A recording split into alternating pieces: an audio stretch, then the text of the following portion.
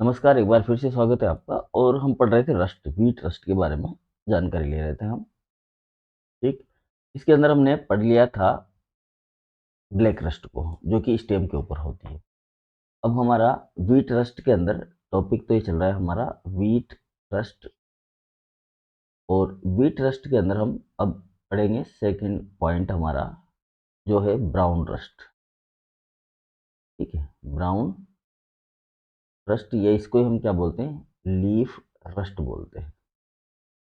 ठीक है, यानी कि ये लीफ के ऊपर होता है जी। तो ये हमने स्टेम बनाया था ऐसा। ठीक है, स्टेम के ऊपर हमने यहाँ पर इसका, सॉरी ये इससे नहीं बनाकर हम एक दूसरे कलर से बनाते हैं। ये इस तरह से लीफ होती है, और ये जो है लीफ है इस तरह से लिपटी हुई रहती है और इस तरह से यहाँ पर निकली हुई होती है। ठीक है, तो ये लीफ है, जो भी घास कुल के पौधे होते हैं उनके ऊपर। और यहाँ पर इस तरह के पोस्ट्यूल्स हमें नजर आते हैं, तो उसे हम क्या बोलते हैं, लीफ रस्ट बोलते हैं ना। इस तरह के भी हो सकते हैं। तो इस तरह से ये हम इसको थोड़ा सा चौड़ा कर दें तो और ज़्यादा बढ़िया रहेगा हमारे लिए, इस तरह से। और इसके अंदर हमारा इस तरह के पस्ट्यूल्स जो है वो हमें नज़र आ जाते हैं, क्योंकि इसमें लाइनें होती है इस तरह से, और उनके ऊपर इस तरह से जो है हमें नज़र आएगा। ठीक है, तो ये लीफ रस्ट है, और ये ब्राउन रस्ट भी इसको बोलते हैं। ठीक है, बाकी सारी चीज़ें सेम है, वही सेकेंडरी होस्ट होगा, प्राइमरी होस्ट होगा, सब तरह की चीज़ें वही रहेंगी।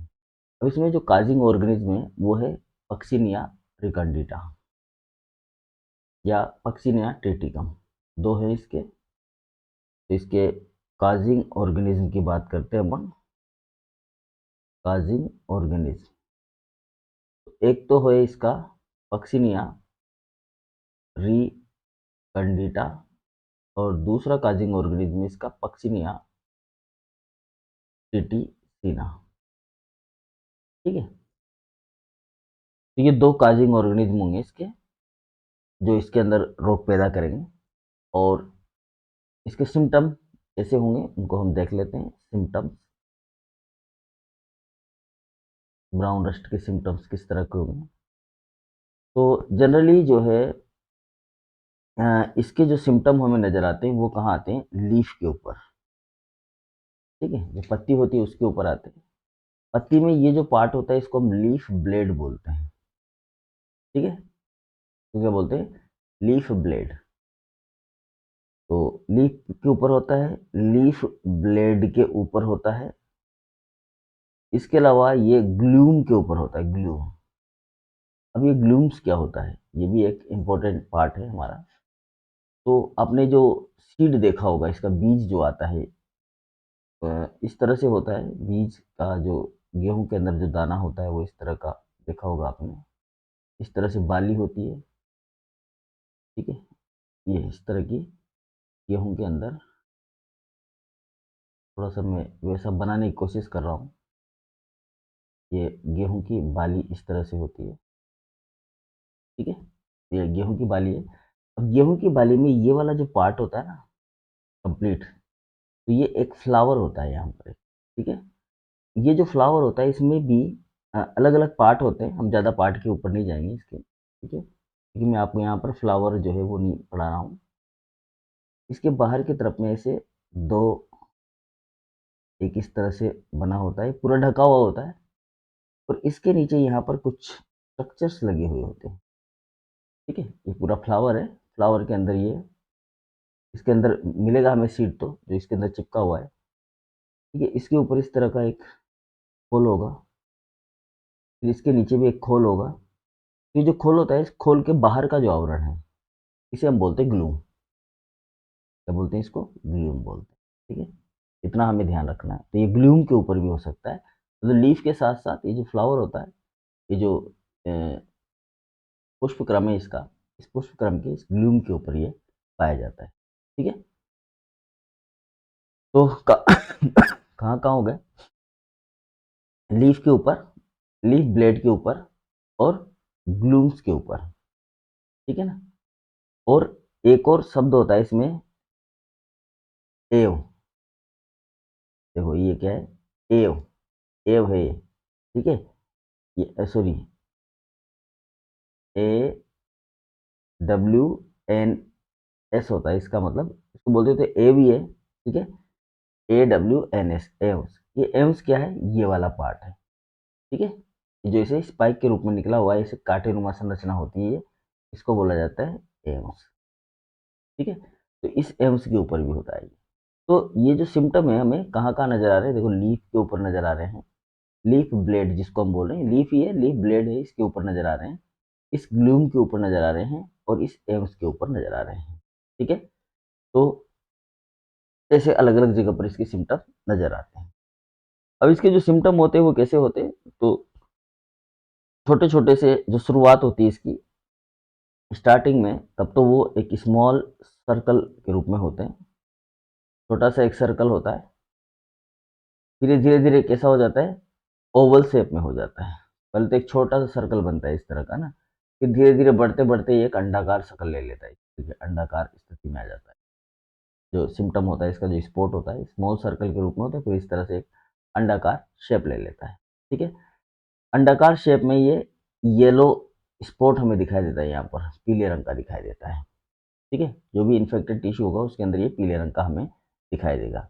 और कहाँ होगा ये, लीफ के अपर सरफेस पर, ये जो भी स्ट्रक्चर है कहाँ दिखाई देगी हमें, अपर लीफ सरफेस के ऊपर दिखाई देगी, लोअर पे नहीं दिखाई देगी, अपर पे दिखाई देगी, इसलिए हमें तुरंत पता चल जाएगा कि ये आपका कौन सा रस्ट है, ब्राउन रस्ट है, ठीक है। जैसे जैसे डिजीज आगे बढ़ती है, ये स्पॉट जो है, ये जो स्पॉट था येलो स्पॉट, ये स्पॉट जो है क्या होता है, डेवलप होता है। ये स्पॉट धीरे धीरे बड़ा होता है, डेवलप होता है, और ये ऑरेंज कलर के पास्ट्यूल्स के अंदर बदल जाता है। कौन सा कलर हो जाता है इसका, ऑरेंज कलर का पस्ट्यूल्स बन जाता है, ठीक है। ऑरेंज कलर का क्या बन जाता है, पस्ट्यूल बन जाता है, ठीक है। इसलिए इसको कभी कभी हम क्या बोल देते हैं, ऑरेंज डस्ट भी बोल देते हैं, क्योंकि यहाँ से ऑरेंज तरह के बीजाणु जो है वो बाहर निकलते हैं, इसलिए इसको बोलते हैं ऑरेंज डस्ट, ठीक है। और रिलीफ सरफेस के ऊपर जमा हो जाती है। जब हम इसको हाथ लगाते हैं हमारे हाथ पे आ जाती है, हम जब खेत में से गुजरते हैं तो हमारे कपड़ों पे चिपक जाती है, हम जिन औजारों का इस्तेमाल करते हैं उनके ऊपर चिपक जाती है, ठीक है।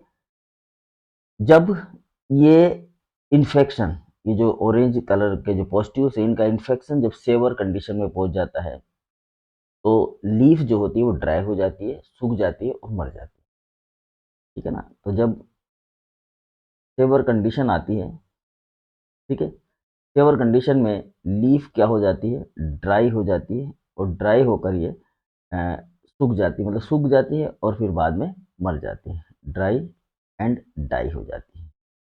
जो लीफ है वो सूख जाएगी, ड्राई हो जाएगी, और फिर लास्ट में नष्ट भी हो जाएगी, ठीक है। ये बात किसकी कर रहे हैं अपन, गेहूं की। गेहूं के अंदर से सिम्टम हमें दिखाई देते हैं, ठीक है। अब देखो ये जो सिम्टम है ये हमें अपर लीफ सरफेस पर ही दिखाई दे रहे हैं, ठीक है, ऊपर की सरफेस के ऊपर दिखाई दिखाई दे रहे हैं। यहाँ पर हमें जो ये ऑरेंज कलर जो दिखाई दे रहा है, ऑरेंज कलर के पोस्ट्यूल्स, ये ऑरेंज कलर के पोस्ट्यूल जो होते हैं वो यूरिडोस्पोर होते हैं, ठीक है। समझ में आ रही, ये ऑरेंज कलर के पोस्ट्यूल जो होते हैं ये क्या होते हैं, यूरिडोस्पोर होते हैं। ये यूरिडोस्पोर बाद में ब्लैक कलर के टीलियोस्पोर में बदल जाते हैं। ये यूरिडोस्पोर को रिप्लेस कर दिया जाता है बाय द ब्लैक टेलियोस्पोर। जैसे कि हमने पहले पढ़ा था कि यूरिडोस्पोर के बाद में क्या बनते हैं, टीलियोस्पोर बनते हैं, तो सेम वही कंडीशन यहाँ पर आ जाती है, ठीक है। ये जो टीलियोस्पोर होते हैं, ये टीलियोस्पोर के जो पस्ट्यूल्स होते हैं, ये पस्ट्यूल्स एक तरीके से ब्लैक शाइनी कलर के होते हैं, जो लेकिन ये एपिडर्मिस को रप्चर नहीं करते हैं, इसमें से बाहर नहीं आते ब्लैक वाले, ठीक है। इसकी वजह से क्या होता है, ईल्ड लॉस होता है, जो ईल्ड होती है उसकी कमी हो जाती है, क्योंकि इन्फेक्शन अंदर तक बैठा हुआ है। जो ऑरेंज कलर के पोस्ट्यूल्स है वो तो सेवर कंडीशन लेके आते हैं इसकी, उसकी वजह से पत्तियां ड्राई होकर गिर जाएगी, है ना, ऑरेंज कलर की डस्ट उड़ रही है। ये यूरिडोस्पोर है। बाद में जब ये मेच्योर हो जाएगी आपकी लीफ या ये टिश्यू जब मेच्योर हो जाएगा, तो उसके बाद में ये जो यूरिडोस्पोर है ये तो चले हट जाएंगे और उसकी जगह क्या आ जाएंगे, टीलियोस्पोर बन जाएंगे। ठीक है, तो यहाँ पर हाई यील्ड लॉस होता है। जो इसका अल्टरनेटिव होस्ट होता है, जैसे उसमें तो बारबेरी थी, इसमें जो अल्टरनेटिव होस्ट होता है वो क्या होता है, अल्टरनेटिव होस्ट जो होता है इसका वो होता है यहाँ पर थेलिक्ट्रम। ये याद रखना आप,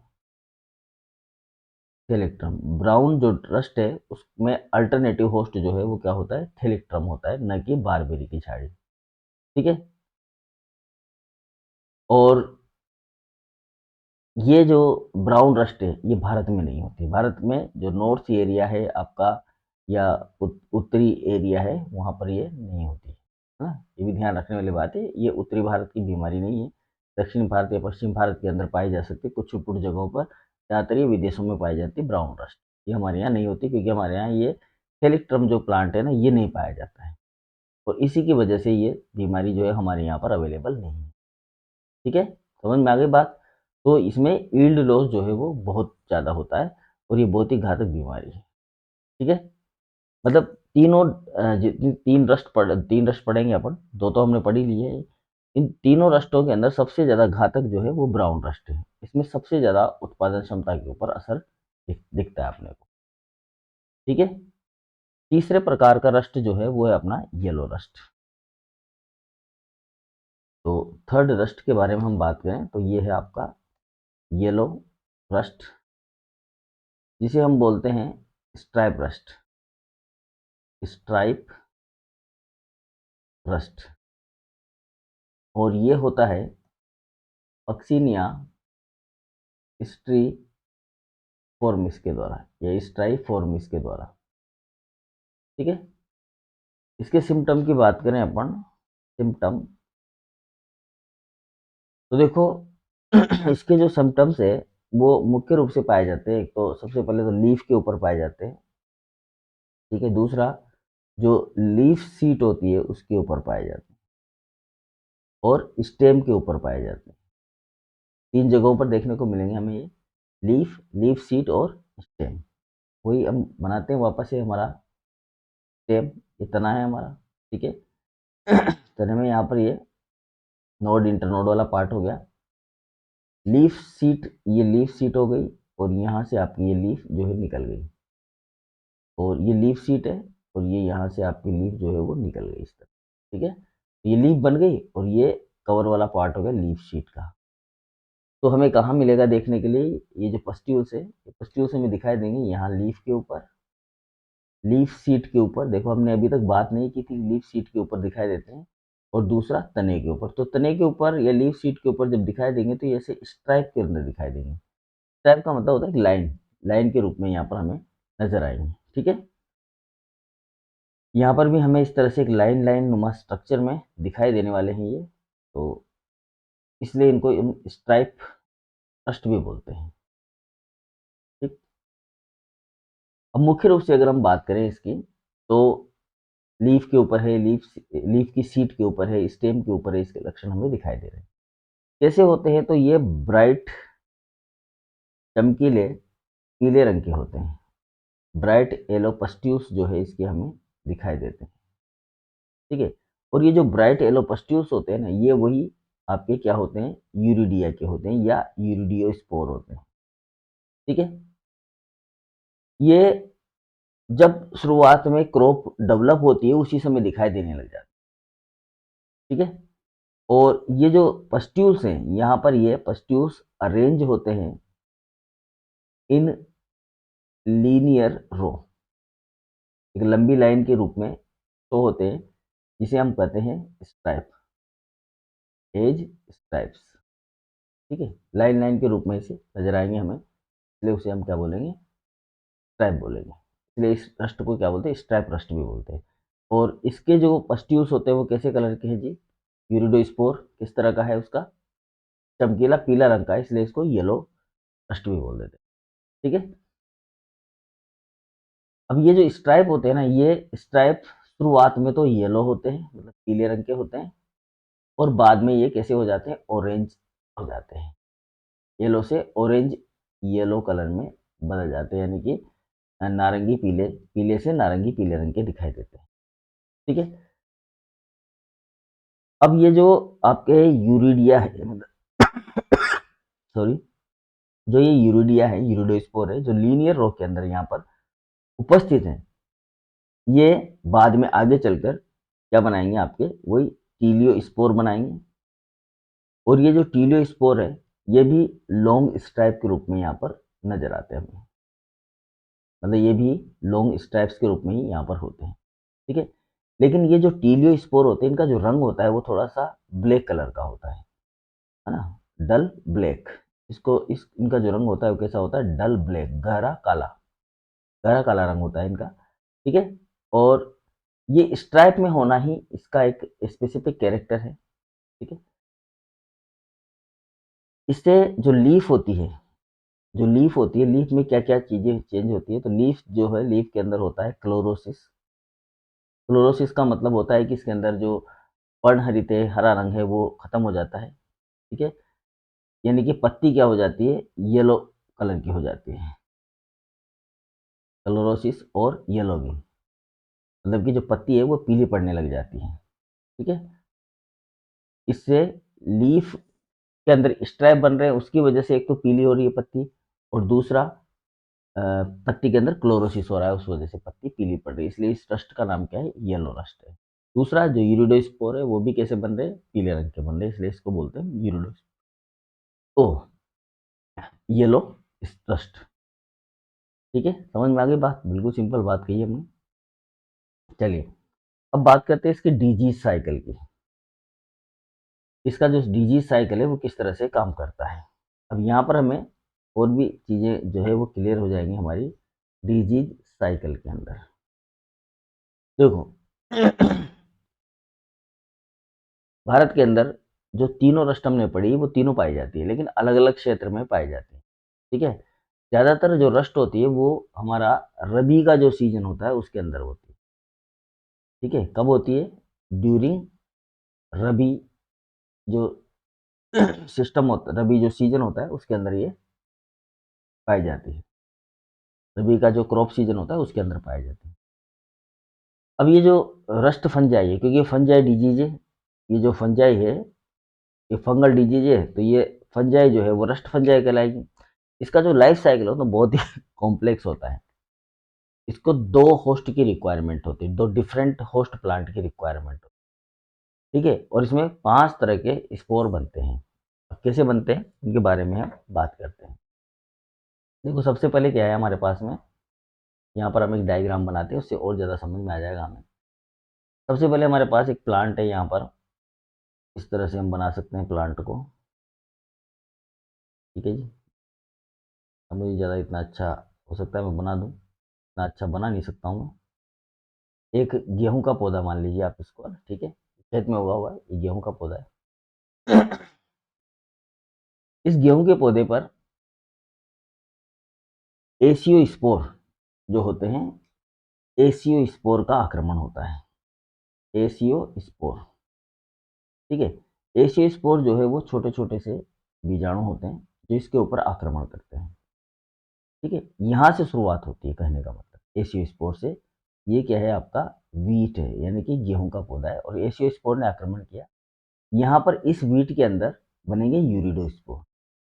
तो ये जो यूरिडोस्पोर होते हैं वो इस तरह से यहाँ पर पाए जाते हैं। हमें इस लीफ के अंदर की बात कर रहे हैं अपन, लीफ के अंदर जो पस्ट्यूल्स की बात की थी हमने, उस पस्ट्यूल्स के अंदर हमें इस तरह के यूरिडो बीजाणु जो है वो दिखाई देते हैं, यूरिडोस्पोर वो बनते हैं इसके अंदर। ठीक है, बिल्कुल हम सरल तरीके से चित्र बनाने की कोशिश कर रहे हैं ताकि आपको आसानी से हो एग्जाम में बनाने। ठीक है, ये ये जो इस तरह की जो धानी बनती है, इसको तो हम बोलते हैं यूरिडीनियम। तो क्या बोलते हैं, यूरिडीनियम। ये यूरिडीनियम से निकलते हैं इस तरह के स्पोर। और ये स्पोर वापस से यहाँ पर इस पौधे को ही इन्फेक्ट करते रहते हैं। तो ये साइकिल यहीं पर ही चलता रहता है।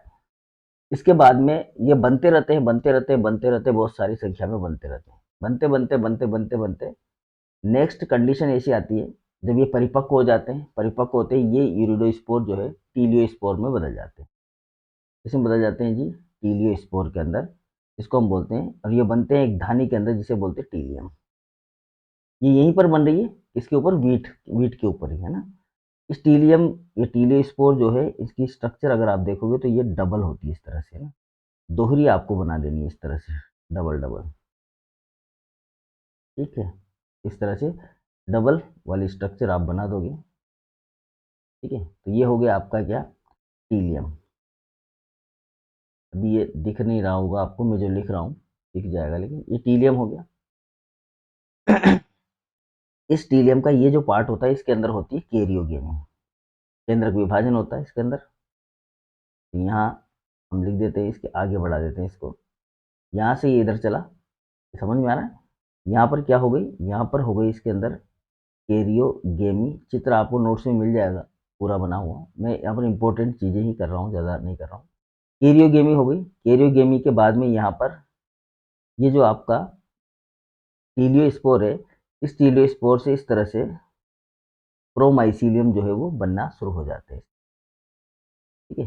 ये प्रोमाइसीलियम कहलाता है, क्या कहलाता है, प्रोमाइसीलियम।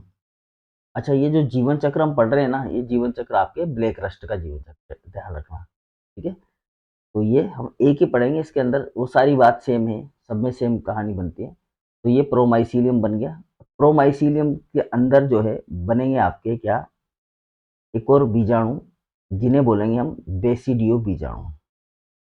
ये कहलाएंगे आपके बेसिडियो स्पोर। अभी तक की जो कहानी है वो चल रही है गेहूं के पौधे के ऊपर, समझ में आएगा। देखो 3 प्रकार के बीजाणु बन चुके हैं यहाँ पर। एसियोस्पोर से तो इन्फेक्शन स्टार्ट हुआ, पहले बने आपके यूरिडोस्पोर, इसको नाम नहीं डाला हमने, तो इसका भी नाम डाल देते हैं यहाँ पर। ये हो गए आपके कौन, यूरिडोस्पोर, पहला बीजाणु तो ये बना। अब ये यूरिडोस्पोर कन्वर्ट हुआ किसके अंदर, टीलियम के अंदर, यानी कि टीलियोस्पोर के अंदर, ये कहलाएंगे आपके टीलियोस्पोर, ठीक है। ये टीलियोस्पोर से बने क्या, बेसिडियो बीजाणु, यानी कि बेसिडियोस्पोर, जिसका वर्णन हमने कहीं नहीं किया है आगे के उसमें, ठीक है, क्योंकि हमने यहाँ पर इसके अंदर गेहूं के अंदर होने वाले सिम्टम के बारे में ही हमसे पूछा गया है, ठीक है। गेहूं के अंदर किस तरह के सिम्टम नजर आते हैं, हमने उन्हीं के बारे में चर्चा की है वहाँ पर।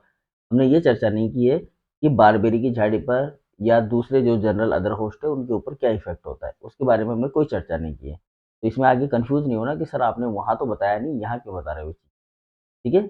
वहाँ केवल हमारे होस्ट तक ही सीमित है, हम जो भी हमने बात की है इन्हीं के बारे में बात की है। तो बेसिडियो बीजाणु बनना अगली स्टेप के लिए है। अगली स्टेप क्या, ये जो बेसिडियो बीजाणु होते हैं, ये बेसिडियो बीजाणु सीधे डायरेक्ट इन्फेक्ट करते हैं बारबेरी की झाड़ी को। अगर ये सेकेंडरी होस्ट इसको मिलता है तो ही आगे प्रोसेस बढ़ता है, यानी कि ऐसा स्पोर बनेंगे। और अगर ये बारबेरी की झाड़ी नहीं मिलेगी तो ये स्पोर यहीं पर ही क्या हो जाएंगे, अपने खत्म हो जाएंगे, ठीक है। मतलब आगे इन्फेक्शन संभावना कम रहेगी, ठीक है जी। तो ये बारबेरी की झाड़ी है, बारबेरी का पौधा है ये, जिसमें पत्तियां थोड़ी गोल गोल सी होती है, देखा होगा आपने, ठीक है। तो ये बारबेरी की झाड़ी का हमने पौधा बना दिया, ठीक है, चल जाएगा काम। तो ये क्या हो गया आपका, बर्बेरिस बोलते हैं इसको। बर्बेरी की झाड़ी के ऊपर ये इन्फेक्शन करेंगे कौन, बेसिडियो स्पोर, ठीक है। अब ये बेसिडियो स्पोर ने यहाँ पर इन्फेक्शन किया, तो इस बारबेरी की झाड़ी के अंदर 2 चीजें बनेंगी, इनके बारे में हमने वहां पर भी बात की थी। एक बनेंगे आपके पिकनीडिया, जिनको हम बोलेंगे पिकनीडियो स्पोर, ठीक है, ये इस तरह से पिकनीडिया बनेंगे। और ये जो पिकनीडिया बनेंगे, इसको हम थोड़ा सा ये वाला कलर ले लेते हैं, ये पिकनीडिया बनेंगे यहाँ पर, इस बारबेरी की झाड़ी के अंदर बन रहे हैं ये पिकनीडिया या पिकनीडियो स्पोर। ये छोटे छोटे से बीजाणु बनेंगे, बिल्कुल माइन्यूट से, इनको बोलेंगे हम क्या, पिकनीडियो स्पोर, ठीक है। और ये बनेंगे किसके अंदर, पिकनीडियम के अंदर, या पिकनियम बोल दो, पिकनिडियम बोल दो, इसके अंदर बनेंगे। ठीक है। अब ये जो पिकनिय स्पोर है, बाद में जब ये परिपक्व हो जाएंगे तो ये बदल जाएंगे किसके अंदर, आपके एसीएम के अंदर। तो नेक्स्ट इसी के अंदर हम सेम स्ट्रक्चर रहेगी, लेकिन ये अपर एपिडर्मिस जो होती है ना उसको तोड़ती नहीं है, उसी के अंदर जो है सारी कहानी है अपनी बना लेती है। ठीक है। ये इस तरह की स्ट्रक्चर होती है और इसके अंदर इस तरह के पैराफाइसिस जो है वो निकले हुए होते हैं।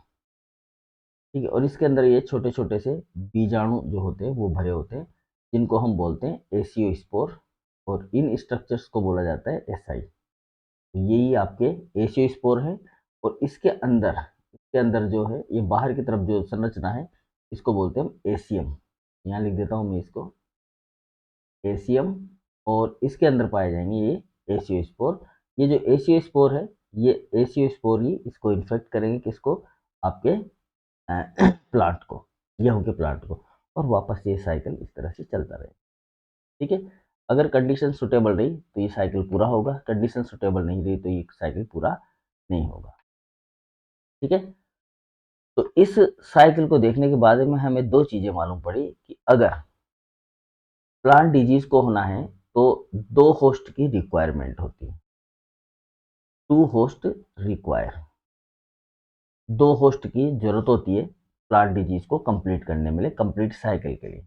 To host require for complete the life cycle. अपना जीवन चक्र पूरा करने के लिए इसको क्या चाहिए, दो होस्ट चाहिए होंगे। ठीक है। अब दो होस्टों में से वीट जो होता है, गेहूं, वीट जो है ये इकोनॉमिक होस्ट कहलाता है, क्योंकि ये हमारा इकोनॉमी है, हमारे लिए तो इकोनॉमिक आधार है। क्योंकि अगर ये नष्ट हो जाएगा तो हमें प्रॉब्लम क्रिएट हो जाएगी। तो गेहूं तो क्या होता है, इकोनॉमिक होस्ट होता है। ठीक है। और जो बारबेरी होती है, बारबेरी, ये जो बारबेरी होती है ये एक सेकेंडरी होस्ट होता है, या आप इसको कह सकते हो अल्टरनेटिव होस्ट, अल्टरनेटिव होस्ट। ठीक है। ये क्या होता है, अल्टरनेटिव होस्ट होता है। और गेहूं क्या होता है, एक इकोनॉमिक होस्ट होता है।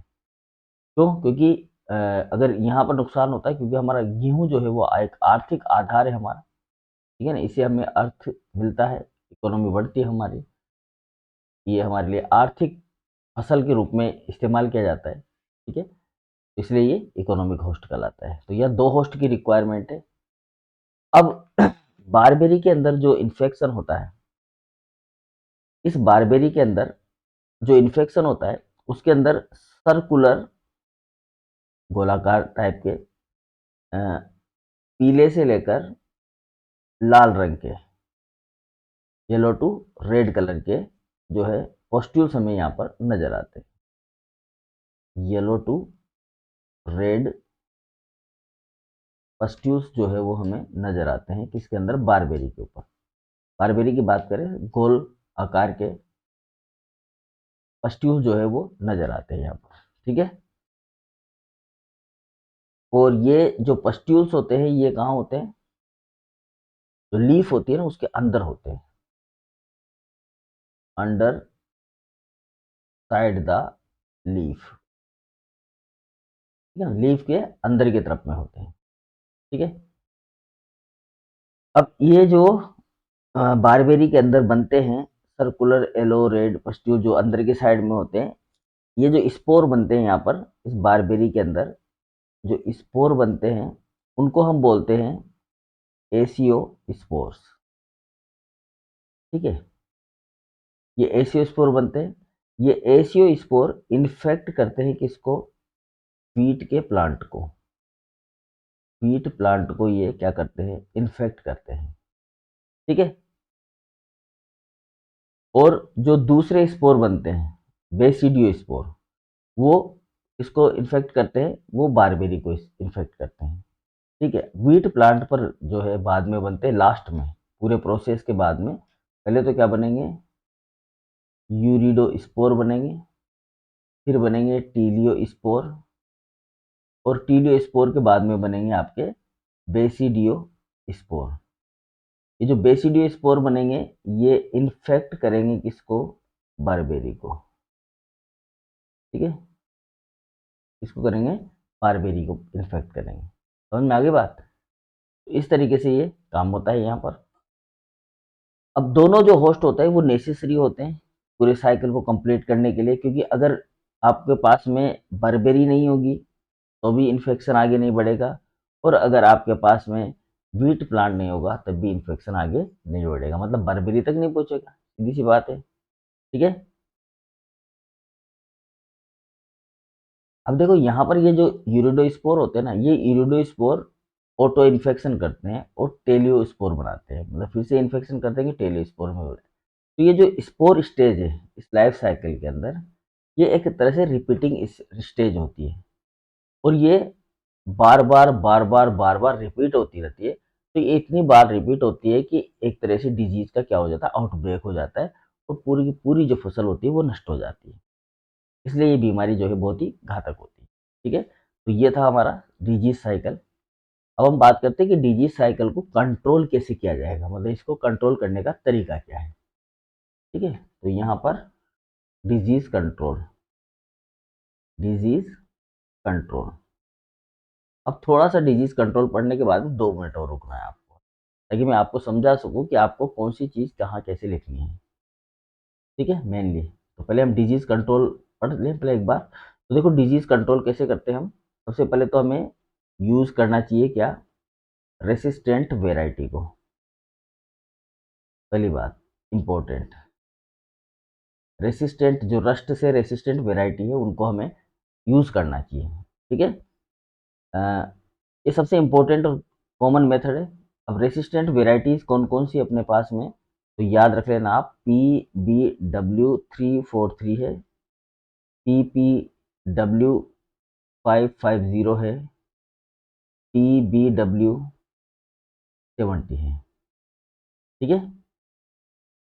तो ये आपको ध्यान हो जाएगा, PBW है, PBW, PPW है, ठीक है, इस तरह से। चलिए, तो दूसरी बात, ये एक तो हो गया हमारा रेसिस्टेंट वेराइटी को यूज़ करना। दूसरा जो इन्फेक्टेड प्लांट है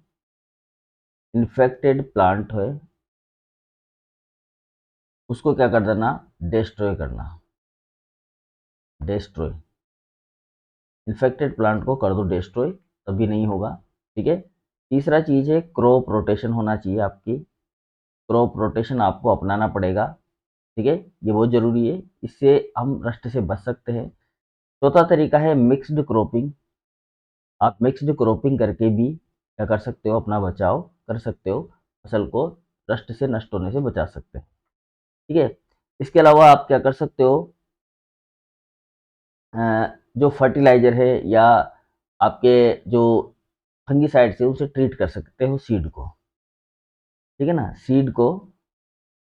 सीड और जो फर्टिलाइज़र आप इस्तेमाल कर रहे हो, फर्टिलाइज़र, उनका आप क्या कर सकते हो, जो फंगिसाइड्स है उनसे आप क्या कर सकते हो, ट्रीटमेंट कर सकते हो इसका, सीड वगैरह का, ठीक है, ताकि रस्ट को मैनेज किया जा सके।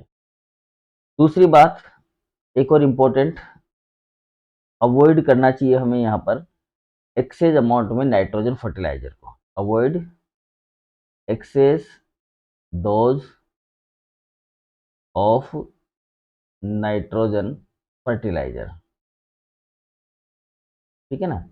नाइट्रोजन के जो फर्टिलाइजर है उनकी एक्सेस डोज को हमें क्या करना चाहिए, रोकना चाहिए, ज़्यादा नाइट्रोजन नहीं देना चाहिए, ठीक है। इसके अलावा हम केमिकल के रूप में छिड़क सकते हैं, यहाँ पर स्प्रे कर सकते हैं हम, स्प्रे करना चाहिए हमें जेनाब का, या जेनेब बोलते हैं इसको, ठीक है। जेनेब को हमें छिड़कना चाहिए 2.5 किलो प्रति हेक्टेयर के हिसाब से, या फिर आप जो है छिड़क सकते हो या स्प्रे कर सकते हो प्रोपियोकोनाजोल का, प्रोपियोकोनाजोल का, और ये छिड़काव होता है 0.1% का घोल, ठीक है। इसको आप छिड़के पेड़ों के ऊपर, तो कोई फंगस जो है यहाँ पर ग्रो नहीं करेगी, यानी कि रस्ट डिजीज जो है वो ग्रो नहीं हो पाएगी, ठीक है। तो ये था हमारा कंप्लीट डिस्क्रिप्शन। अब देखो ध्यान रखना है हमने क्या क्या चीजें पढ़ी। हमने तीन चार चीजों के ऊपर आपको ध्यान रखना, जैसे रस्ट का ही आ जाए हमारे पास में कि रस्ट के ऊपर टिप्पणी लिखे, तो इसके अंदर आपको तीन चार चीजें इंपॉर्टेंट है। अगर पूरा आता है, शॉर्ट नोट आता है, तो शॉर्ट नोट में मेन मेन पॉइंट क्या है। एक तो सबसे पहला तो पॉइंट है इसका आपका कॉमन डिजीज नाम याद रहना चाहिए आपको कि इसका जो काजिंग ऑर्गेनिज्म है उसका नाम क्या है। ठीक है ना, दो तीन चीजें बता रहा हूँ मैं आपको, हर एक डिजीज के अंदर हमें ये चीज याद होनी चाहिए। एक तो हमें काजिंग ऑर्गेनिज्म का नाम याद होना चाहिए, ठीक है। जिस प्लांट के ऊपर ये डिजीज होती है उस प्लांट का नाम याद होना चाहिए, होस्ट प्लांट, ठीक है। दूसरा हमें इसका डिजीज का जो साइकिल है वो याद होना चाहिए, डिजीज साइकिल। तीसरी चीज जो है वो इम्पोर्टेंट है यहाँ पर सिम्टम, ठीक है। ये पहले लिखना है हमें, ध्यान रखना, डिजीज साइकिल से पहले लिख लेना है सिम्टम्स को। तो ये सिम्टम्स जो है आपको याद होने चाहिए, डिजीज साइकिल याद होना चाहिए, और लास्ट एंड फाइनल जो है इसका डिजीज साइकिल का चित्र हमें याद होना चाहिए, ठीक है। डिजीज साइकिल का चित्र। अब यहाँ पर कभी कभी आप जो है क्लासिफिकेशन को भी इनपुट कर सकते हो, जैसे अभी हमने किया था, क्लासिफिकेशन आप इनपुट कर सकते हो, ठीक है। अब अलग अलग तरह की डिजीज है, काजिंग ऑर्गेनिज्म भी अलग अलग है, लेकिन डिजीज एक ही प्रकार की, जैसे हमारा रस्ट है, रस्ट तीन प्रकार की डिजीज होती है, तो फिर उन सबका छोटा छोटा डिस्क्रिप्शन आपको लिखना है, ठीक है। उनके भी काजिंग ऑर्गेनिज्म, होस्ट प्लांट के बारे में आपको जानकारी होनी चाहिए। मेन बेसिक चीज जो है, एक तो सबसे पहला है आपका काजिंग ऑर्गेनिज्म, सबसे इंपॉर्टेंट चीज जो आएगी वो आएगी हमारी है। दूसरा आपको होस्ट के बारे में जानकारी होनी चाहिए, तीसरे उसके सिम्टम, और चौथा आपका डिजीज साइकिल। बस ये चार चीजें हमें बेसिकली हर प्लांट डिजीज के अंदर याद करनी है। विशेषकर हमें सिम्टम याद करना है और काजिंग ऑर्गेनिज्म और होस्ट को याद करना है, ठीक है। मुख्य तीन चीजें हैं, बाकी चौथी और पांचवी चीजें जो है वो सेकेंडरी है। ये तो इम्पोर्टेंट है, इसे ही आपको याद करनी ही है, ठीक है जी। ओके, तो मिलते हैं नेक्स्ट क्लास में, तब तक के लिए goodbye, thank you very much.